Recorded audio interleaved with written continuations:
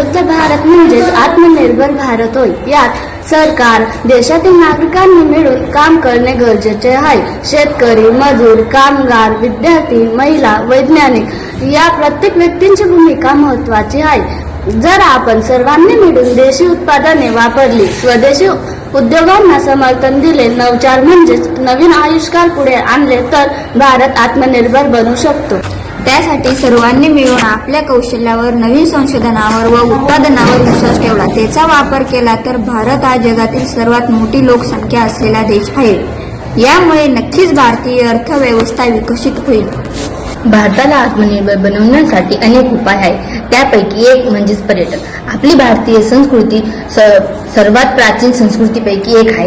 हे लक्षात घेऊन स्थानिक पर्यटनापासून ते ग्रामीण शेतीपर्यंत एक दिवशी शेतीसोबत राहूया या शेती उपक्रम राबवून पर्यटकांना समृद्ध अनुभव देता येतील। इतिहास, खाद्यपदार्थ, संस्कृती, सण, उत्सव यांचा वापर करून पर्यटकांना आकर्षित करता येईल। टीव्ही चॅनल, आकाशवाणी, वृत्तपत्र याचा वापर करून जागतिक स्तरावरील पर्यटक आकर्षित करता येतील।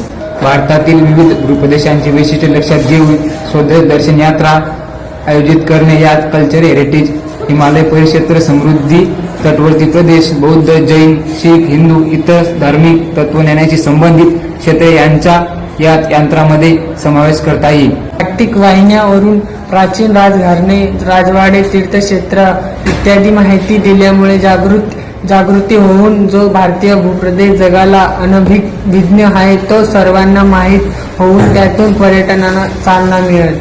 विजा, ई व्यावसायिक विजा, ई मेडिकल विजा इत्यादी माध्यमातून आरोग्य, व्यावसायिक, हॉटेल इत्यादी क्षेत्रांचा विकास होईल व भारताची अर्थव्यवस्था विकसित होण्यास मदत होईल।